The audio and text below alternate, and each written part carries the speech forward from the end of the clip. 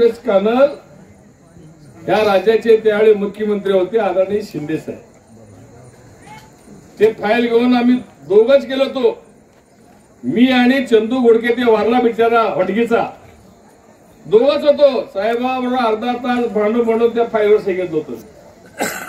साहेब म्हणलं ते रे निधी द्यावा लागेल म्हणलं. साहेब तुमचं मतदारसंघ आहे, तुमचं माझंच मतदारसंघ आहे. त्यावेळी साहेब दक्षिणचे आमदार होते. साहेबांनी मंजुरी केलं, मग टप्प्याटप्प्याने पैसे देत गेलं. आता हटगीपर्यंत त्याचा कालवा आलेला आहे. बरोबर आहे ना मला पटेल? 52 किलोमीटर ना, ते 61 किलोमीटर. आता पुढचं काम करायचंय ते. आणि काल सांगते त्यांनी आम्ही 300 कोटी देऊ. मग गेले 5 वर्ष तुमची सत्ता होती, आता तुमची सत्ता आहे, अगोदर का दिलं नाही? बरं ठीक आहे, त्याला दिलं नाही. ते आमचं काँग्रेसचे शिंदे साहेबांनी मंजूर केलं होतं म्हणून तुम्हाला द्यायचं नव्हतं तर ठीक आहे. मग आता तुम्ही इथं सांगितलं होता 3 महिन्यात पाणी आणून सोडतो म्हणून, मग ह्यासाठी काय केलं? एक पैसा तर निधी जाहीर केलं का? नाही. मग कधी तुम्हाला येते की नाही जाग त्याचं? का नुसतं उद्या येऊन कोणतरी सांगते हे करते आणि लगेच तुम्ही हुर्र म्हणता? आज इथं बोरामणीला विमानतळ मंजूर झालं, कार्गो आहे. इथलं शेतकऱ्यांचा माल ते झाला असतं. इथं तुमचं सकाळी काढलेलं माल संध्याकाळपर्यंत जगाच्या कानाकोपऱ्यात कुठं सुद्धा गेला असता आणि त्याला भाव मिळाला असता चांगला. सोलापूर जिल्हा, गुलबर्गा जिल्हा, विजापूर जिल्हा, उस्मानाबाद जिल्हा, लातूर जिल्हा, एवढ्या जिल्ह्याला फायदा झाला असता. ते ह्या शेतकऱ्यांच्या तोंडात माती कलवली ह्या लोकांनी. का? केवळ ते शिंदे साहेबांनी मंजुरी केले, काँग्रेसला शेज जातं म्हणून ते करायचं. आणि तरी पण तुम्ही साथ देता त्यांना का? अजब आहे. ते म्हणतात ना, दुनिया झुकती है, झुकाने वाला चाहिए. तुम्ही झुकून आले, त्यांनी झुकून आले. किती दिवस झुकणार आहे तुम्ही? अहो हे जे प्रोजेक्ट आहेत हे तुमचे पिढ्यानपिढ्या कल्याण करणारे लोक करतात. काय दिलं नाही दक्षिणला शिंदे साहेबांनी? इथं पॉवर ग्रीड दिलं 18,000 कोटीचं आहे. ते एनटीपीसी दिलं 10,000 कोटीचं आहे. इथे विमानतळ केलं, ते झालं असतं तर जवळ ह्या एरियामध्ये 10-12 फॅक्टरी आले असते. 10-12 फॅक्टरी मोठे मोठे, हजारो युवकांना हाताला काम मिळालं असतं. पण तुम्ही काय विचारच करत नाही. कुठल्या धुंदीत असतात, कोण तर काहीतरी सांगतंय, त्यांचं ऐकून लगेच तुम्ही हे करता. म्हणून हे सगळे वस्तुस्थिती तुमच्यासमोर मांडावं. आमचं काय चुकलं तर सगळं आम्ही दुरुस्त करू, पण तुमचं जे चुकलं ते आम्ही सांगतो तुम्ही दुरुस्त करा ना. करणार आहे की नाही? करणार आहे का? अजून तो असंच बोंबलत नसतं आम्ही सरळ तिकडे जातो म्हणणार आहे? नाही, कुठं तरी विचार करावा पाहिजे. हे कुंभारी आणि बोरामणी भाग नेहमी काँग्रेसला साथ दिलेला होता. नेहमी जोगते साहेब असताना, शिवधरे साहेब असताना, नंतर शिंदे साहेब असताना मला पण 2 वेळा साथ दिलाय. पण असं असताना मग आता का झालंय? नवीन पिढीला माझी विनंती आहे, 18 ते 30 तुमचं भवितव्याचा प्रश्न आहे. तुम्ही आम्हाला सगळं दिला, शिंदे साहेबांना सगळं दिलं, आम्हाला सगळं मिळालंय. आता तुमच्यासाठी काम करायचंय आम्हाला. ही भावी पिढी आहे, त्याला काय लागणार आहे? कारण ते कळकळीने सांगितलं, ते तुम्ही कोणी ऐकलं नाही, गुंग होतं ते गाण्याच्या माध्यमातून काय असलं तरी सगळं वस्तुस्थिती सांगितलं देशातली काय चाललंय सगळ्या तरी. मग हे कुठेतरी थांबायचं असेल तर तुम्हाला आम्हाला गांभीर्याने विचार करून पावलं टाकला लागणार. उद्या झालं, उद्घाटन केलं आपण, तर लोकार्पण केलं. ते रेरगरची कल्पना कोणाची आहे माहिती आहे का तुम्हाला?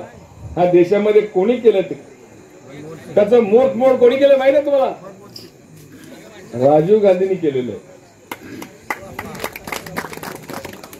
आणि इथं हे रेनगरचं बांधकाम झालं.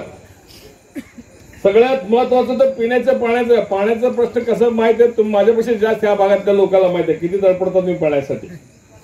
तिथं पिण्यासाठी पाणी पाहिजे होतं. ते पाणी कुठनं नेलं माहित आहे का? एनटीपीसी मधनं घेऊन गेले त्यांनी पाणी. आणि ती एनटीपीसीला पाणी कोणी दिलं? 2 टीएमसी पाणी आदरणीय शिंदे साहेबांनी दिलं ऊर्जा मंत्री असताना. जोक नाही. 2 टीएमसी पाणी म्हणजे मी सांगण्यापेक्षा ह्या 14 गावातल्या लोकांना माहित आहे. कारण या 14 गावातल्या लोकांना फक्त पाऊण टीएमसी पाणी लागणार. त्याचा हिशोब आहे माझ्याकडे सगळा. पाऊण टीएमसी पाणी मिळालं आम्ही एवढं धरतो 14 गावचे लोक. पण आदरणीय शिंदे साहेबांनी ते एनटीपी साठी 2 टीएमसी पाणी दिलं आणि त्याच पाण्यातनं त्यांनी रेल्वेगाडीला पाणी दिलं पाईपलाईन. पाणी शिंदे साहेबांनी दिले आता त्यांना.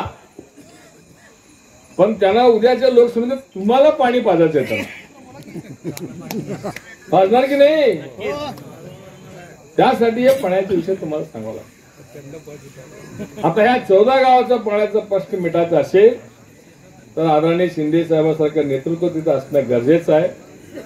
एका शब्दावर एका दौऱ्यामध्ये ते काम होऊ शकते आणि ते काम शिंदे साहेबच करू शकतात एवढं मात्र निश्चितपणे मी तुम्हाला सांगतो. तुमच्या वतीने त्यांच्याशी भांडायला मी खंबीर आहे. फक्त तुम्ही मात्र निर्णय चुकू नका एवढंच तुम्हाला विनंती करायचं आहे. तेवढं उद्या होणाऱ्या लोकसभेच्या निवडणुकीसाठी आतापासूनच तुम्ही सज्ज राहा आणि जे काही लोक येतील तुम्हाला त्या स्थळासाठी त्यांना विचारा. तुमचे गृहमंत्री तेव्हाचे आणि आत्ताचे, तुमचे मुख्यमंत्री तेव्हाचे आताचे उपमुख्यमंत्री त्यांनी आम्हाला शब्द दिला होता 3 महिन्यामध्ये पाणी आणून सोडतो म्हणून. तुमचं 3 महिना म्हणजे किती दिवसाचं असतंय, किती वर्षाचं असतंय 1 महिना, हे सगळं तुम्हाला विचारावं लागणार आहे. तरच मग या भागातले सगळे तिथले माणसे जागृत आहेत किंवा नाही ते आम्हाला कळणार आहे. तुम्ही जोपर्यंत जागरूकता दाखवत नाही तोपर्यंत तुमची एकी दाखवत नाही. निदान पाण्यासाठी तरी एक व्हा. जाऊ दे राजकारण करायचं असते ते राजकारण करायच्या वेळी करू. त्या पाण्यासाठी सर्व आपण एकत्रित होऊन जर काम केलं निश्चितपणे या 14 गावाला पाणी आल्याशिवाय राहणार नाही. त्यासाठी आपण सर्वजण कटिबद्ध होऊया एवढंच बोलतो. आज खरं गणेश असलेले व त्यांच्या सहकार्याचं मनापासून धन्यवाद देतो. कोरडा पाटीच्या निमित्ताने का होईला तुमच्या सगळ्यांची भेटण्याची संधी दिली, तुमच्याशी संवाद साधण्याची संधी दिली आणि तुमच्या सगळ्यांचं दर्शन घ्यायचं भाग्य आम्हाला मिळालं. त्याबद्दल त्यांचाही आभार मानतो आणि तुमचाही आभार मानतो. असंच तुमचं प्रेम आशीर्वाद सहकार कायम आमच्या पाठीशी ठेवावं एवढं विनंती करून माझे 2 शब्द संपवतो. धन्यवाद. काँग्रेसने काय केलं आणि काय करणार आहे हे सगळं तुमचं पद आता जे पद घेते त्यांची जबाबदारी आहे. म्हणून मी मुद्दाम सांगतो तुम्हाला माहिती असावं म्हणून. ह्या 14 गावाचा पाण्याचा प्रश्न नेहमी बघा. तुमच्या भागातलं लोक फक्त विधानसभेची निवडणूक आली जवळ की उठतं. मग काही लोक आहेत ते ठराविक ठरलेले, हे पाणी पाहिजे 14 गावाला पाणी पाहिजे, हे केलं नाही ते केलं नाही काय केलं नाही. आणि तेच लोक 5 वर्ष तोंडात बच्चू मारल्यासारखे गप्प बसतात, काही बोलत नाही. बरोबर आहे की नाही? असं पाणी मिळतं का? मी 1000 वेळा सांगितलंय भाषणामध्ये पाणी असं मिळत नाही. पाण्यासाठी काय काय करावं लागतं 1000 वेळा भाषणात सांगितलं, त्याच्यावर खोलात जात नाही मी. पण मागचं विधानसभा चालू असताना त्यावेळेचे देशाचे गृहमंत्री आत्ताचे देशाचे गृहमंत्री, त्यावेळेचे राज्याचे मुख्यमंत्री आत्ताचे राज्याचे उपमुख्यमंत्री यांनी काय सांगितलं? अरे बाबा ऐक ना जरा, देवकर पाणी नको मग ऐका ना नीट. मग त्यावेळी देशाचे गृहमंत्री त्यावेळेचे मुख्यमंत्री आत्ताचे गृहमंत्री राज्याचे त्यांनी सांगितलं तुम्ही भाजपला निवडून द्या 3 महिन्यात पाणी आणून सोडतो म्हणले होते की नाही? त्याप्रमाणे तुम्ही मतदान केलं पण नाही असं नाही. वाटतं सगळ्याला चला बाबा इतकं वर्ष प्रलंबित आहे 3 महिन्यात पाणी येत असलं तरी एखादा चेंज करून बघू. तुम्ही केला चेंज. 4.5 वर्ष झाले. इकडे उभारून त्यांनी लगेच तरी केले का सांगा मला? तुमच्या 14 गावाकडे केलं का? मग तुम्हाला विचारायला लागणार आहे. मी मुद्दाम बोलतो तुम्हाला राग येण्यासाठी म्हणून बोलू नये. पण तुम्हाला कुठंतरी तुमचे आई वडील रोज मीठ घालते नाही कुणाच ठाऊक. तुम्हाला आई बी घरात स्वयंपाक करताना ते कुठेतरी जागा व्हावं म्हणून ते सांगतो मी तुम्हाला. राग यायला पाहिजे.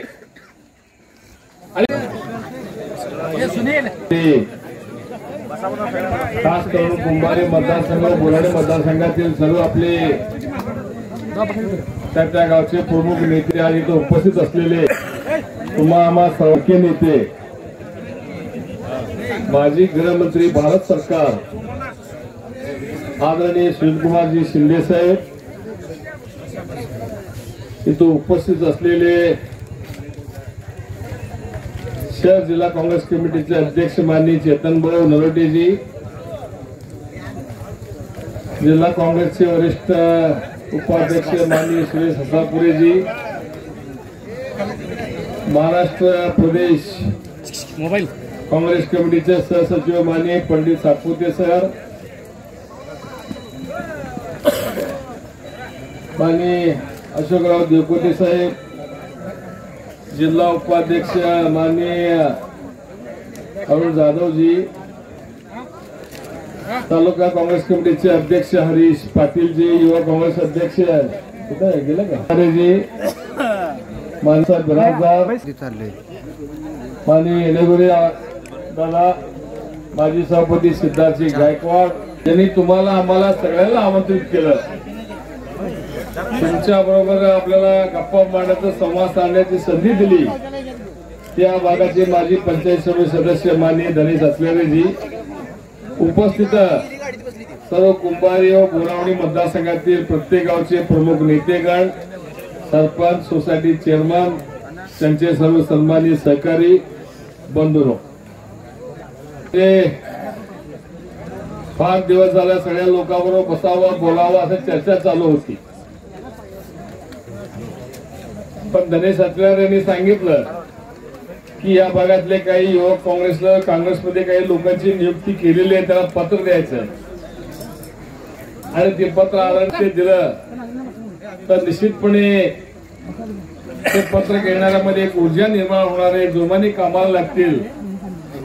मग मी त्यांना सुचवलं ते तर करूच या साहेब, येथील निश्चितपणे आपण विचारू. त्याच्याबरोबर सर्व या दोन्ही मतदारसंघातील प्रमुख लोकांना जर आपण बोलवला साहेब, त्याच्याशी संवाद साधले, निश्चितपणे त्याचा एक चांगला संदेश या भागामध्ये गेल्याशिवाय राहणार नाही. त्या निमित्ताने आजचा हा हुरडा पार्टीचा कार्यक्रम आयोजन करण्यात आलेला. बोलण्यासारखे खूप आहे, भरपूर तुम्हाला बोलायचं आहे. सगळ्यात ज्वलंत प्रश्न आहे या चौदागावचा पाण्याचा प्रश्न. ऐका जरा नीट ऐक. जर इथं काहीतरी चूक झाली, पहिलं त्यांनी डॉक्टर बाबासाहेब आंबेडकर लिहिलेली घटना रद्द करणार आहेत. त्यांच्या घटना तयार आहे. आता पुढे निवडणुका होतात की नाही शंका आहे. शेवटची निवडणूक आहे का असं वाटून लागलेलं आहे. पुढे जर या देशामध्ये, या राज्यामध्ये, या भागामध्ये जर निवडणुका व्हायचं असेल तर यांना पराभूत करावं लागणार आहे, नाहीतर विसरा सगळं हुकुमशाही येणार आहे. तरी म्हणजे कशाला पाहिजे इलेक्शन? आता घेतल्या की त्यांनी तुमचे जिल्हा परिषद इलेक्शन नाही, पंचायत समिती नाही, नगरपालिका नाही, महापालिका नाही का? सगळं प्रशासक नेऊन एक क्षेत्रीय कारभार चालू आहे त्याचं. तिथं लहान लहान कामं असतात लहान लहान लोकांचं. पंचायत समिती लेवलला असते, जिल्हा परिषद लेवलला असते. तिथला पंचायत समिती सदस्य असेल, कोण का असेल, तो जातो काहीतरी काम करतो, पण आता तेही बंद आहे. या ठिकाणी म्हणते जा बोलायचं नाही, चल बाहेर म्हणते, निमूटपणे यावं लागतं. त्याला लोकशाही म्हणतात का? या देशातली घटना लोकशाही वाचवायचं असेल तर खास करून माझ्या तरुण मित्रांना नम्र आव्हान आहे, विनंती आहे कळकळीची, कुठेतरी तुम्ही विचार करा. कोणीतरी सांगितलं म्हणून डोक्यात राग घालून घेऊन तुम्ही असं करू नका. तुमचं भवितव्याचा प्रश्न आहे.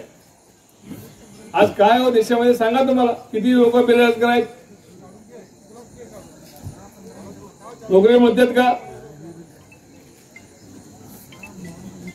आज शिंदे साहेबांनी एनटीपीसी केली, 4-7,000 मुलं कामाला आहेत. नाही हॉस्पिटल आहेत नाही.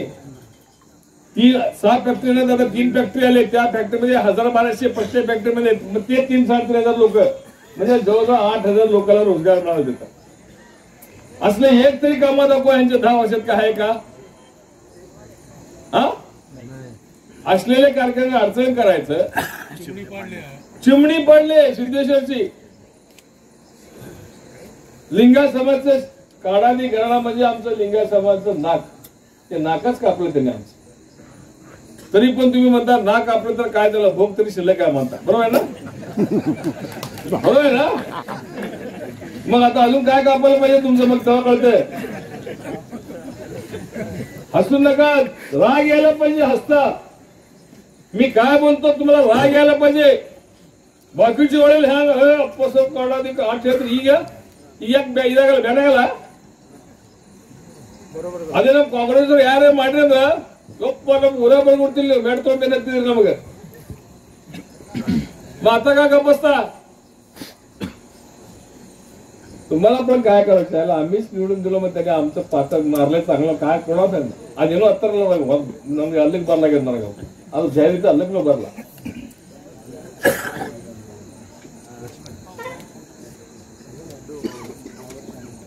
दहा वर्ष ಶಿಂದೆ ಸಾಹೇಬರು ಈ ಭಾಗದ ಖಾಸದಾರ ಇದ್ರೆ ಹೆಂಗಿತ್ತು? ದೇಶದಾಗ ಊರ್ಜಾ ಮಂತ್ರಿ ಆದರು, ಗೃಹ ಮಂತ್ರಿ ಆದರು. ಗೃಹ ಮಂತ್ರಿಯಾಗಲೇ ಟಾಕಳಿಗ ಬೇಷಬತ್ ತಂದ್ರು. ಇಲ್ಲಿ ನಮ್ಮ ಹನ್ನೂರಕ್ಕೆ ಯಶಸ್ವಿ ಅಂದ್ರೆ ಸಶಸ್ತ್ರ ಸೇನಾ ಬಲ್ ತಂದ್ರು. 40 ಎಕರೆ ಜಮೀನು ಖರೀದಿ ಮಾಡಿದ್ರು, ಅಲ್ಲಿ ಭೂಮಿ पूजन ಮಾಡಿದೆವು. वर्ष नाही ಏನು ಮಾಡಿಲ್ಲ. ते झाल्यानंतर 10 वर्ष काही केलं नाही कोणी. आणि तिथले लोक सांगतात त्यांच्या भाजपचे व्ही शिंदे साहेबांनी आमच्या गावचे 40 एकर जमीन अडवली म्हणते त्यांच्यामध्ये बैठकीमध्ये. म्हणजे काय यांची दृष्टी आहे? और दूरदृष्टी पाहिजे. हे विमानतळ झालं असताना तुम्हाला आठवत नाही एकदा भारत फोर्सचं आलं होतं कल्याणीचं, साहेबांनी त्याचं भूमिपूजन केलं. 300 एकर जमीन पण घेतली त्यांनी.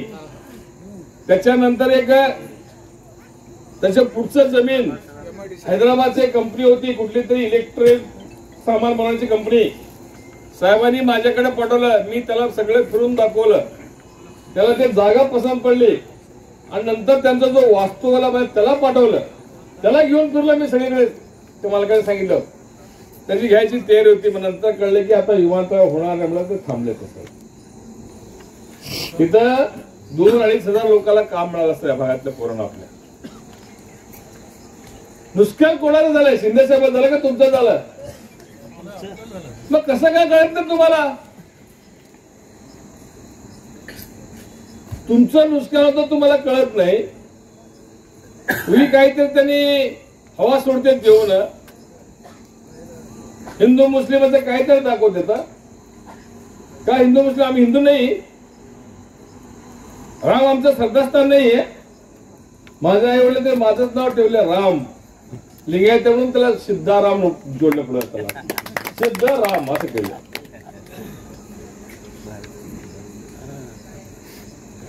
मग असं कसं काय तुम्ही बोलणार आहे? तुम्ही तुमच्या घरात मुलाला सांगा सगळं यांचं काय चाललंय व्यवस्थित. आता आपण काय करतो? आपण प्रत्येक जण कशासाठी धडपड करतो? कशासाठी धडपड करतो? कुटुंबासाठी, करेक्ट. किंवा आपलं कुटुंबाला चांगले दिवस यावे. माझ्या वाट्याला जे कष्ट आलं, संघर्ष आलं, दुःख आलं, ते निदान पुढच्या पिढीला येऊ नये. आलं तरी त्याचं प्रमाण तीव्रता कमी असावे असं प्रत्येक पालकांना आई वडिलांना वाटत असतं. असते की नाही? त्यासाठी आपण धडपड करत असतो. मग मुलाला काय आणलं तर तुमच्या आमच्याकडे नसलं तर आम्ही काय करतो? कुठल्या तर सावकाराच्या हातापाय पडून कर्ज काढून त्या मुलाला पैसे देतो. जाऊ द्या, मला कष्ट नाही, त्याला येऊ नये का म्हणून. पण त्याला काय वाटतं माझ्या बापाचं लय चांगलं चाललंय म्हणून तर देतो, त्याला पैसे मागितलं म्हणजे काय. जरा जाणीव करून द्या तुम्ही वस्तुस्थिती काय. तुमचं घरचं प्रपंचाचं काय चाललंय, तुमच्या शेतीचं काय चाललंय, तुमचे काही छोटे छोटे व्यवसाय असतील, उद्योग असतील, त्याचं काय चाललेलं आहे हे तुम्ही मुलाला कल्पना द्यायला पाहिजे. आणि आपण ते देत नाही. इथे एवढे जण सगळे बसलेत आमचे मित्रमंडळी. इथे किती जण असं आहे सांगा मला, हात वर करा. रोज नाही, निदान आठवड्यात नाही एकदा तरी आपले मुलगा मुलगी किंवा सून सगळ्याला घेऊन बायकोला घेऊन एकत्र जेवतो असं कोण भादर एक तर हात वर करा भाऊ मला, आहे का? मग त्याला कसं कळणार आहे तुमचं काय चाललंय? निदान त्या जेवणाच्या निमित्तानंतर तुम्ही एकत्र बसला तुमचं काय कुठल्या धंद्याचं काय चाललंय त्याची चर्चा केला तर त्याला पण जाणीव होती, बाबा मी हे करतो बरोबर नाहीये, माझ्या वडिलांना हे कष्ट चालू आहेत, माझ्या आईला हे कष्ट चालू आहेत, हे कसं कळणार आहे त्याला? काय सगळ्यांच्या घरात डझन आडवाडझन आहेत, कधी येते कधी जाते काय कळतच नाही का हो?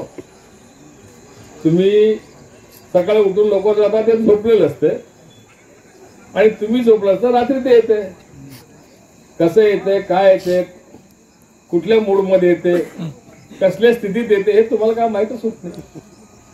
म्हणून आपण संवाद कमी पडलो. आपण खरं म्हणजे त्यांची चूक नाही, आमची चूक आहे, तुमची आमची.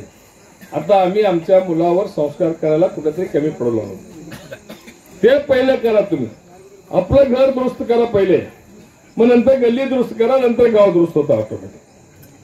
तुम्ही सगळ्या गावातले प्रमुख मंडळी आहात, तुमची ताकद फार मोठी आहे. तुम्ही जे जास्ती इकडे तिकडे काय करायचं नाही.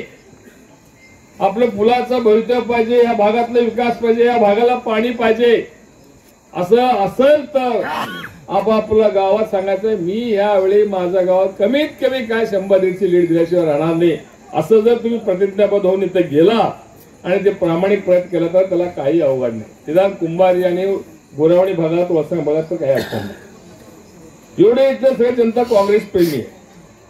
मुलांना फक्त त्यांनी गैरसमज करून वळण देवलंय, ते तुम्ही जर समजावून सांगून जर त्याला हे केला तर निश्चितपणे त्याचं चांगलं क्षेत्र निर्माण होणार आहे. त्याच निमित्ताने आता येणारे उद्या लोकसभा निवडणूक आहे, देशाची महत्वाची निवडणूक आहे, आपल्या जिल्ह्याच्या विकासाच्या दृष्टिकोनातून महत्वाची निवडणूक आहे. 10 वर्ष आपण बघितलं चुकीचा निर्णय घेतल्यावर किती आपण जिल्हा मागा गेला, हे सगळं तुम्ही बघितलंय तुम्ही. म्हणून परत पुढच्या टप्प्याने अजून जास्त स्पीडने आपला जिल्हा पळायला पाहिजे. मागच्या 10 वर्षाचा बॅकलॉग काढण्यासाठी आदरणीय सुनीलकुमार शिंदे असतील, आदरणीय प्रणितताई शिंदे असतील, असलं नेतृत्व तुम्हाला आम्हाला गरज आहे, त्याच्याशिवाय आपल्याला पर्याय नाही. म्हणून मित्रांनो विनंती करतो तुम्हाला कळकळीत, उद्याचे निवडणूक फार महत्त्व आहे. आपण सर्वांनी एकत्रितपणे विचार करून त्या भागात असतील, या तालुक्यात असतील, या जिल्ह्यात असतील, कसं आपलं चांगलं नेतृत्व पुढे येईल, त्या नेतृत्वाच्या माध्यमातून सगळे चांगला कामं आपल्याला कसं करून घेतील ह्या संबंधीचं योग्य निर्णय करून आपण जर काम केलं तर निश्चितपणे आपल्या जिल्ह्यामध्ये एक चांगलं चित्र निर्माण झाल्याशिवाय राहणार नाही. तेवढं आपण करावं एवढंच या प्रसंगी आपल्याला नम्र विनंती करतो. आणि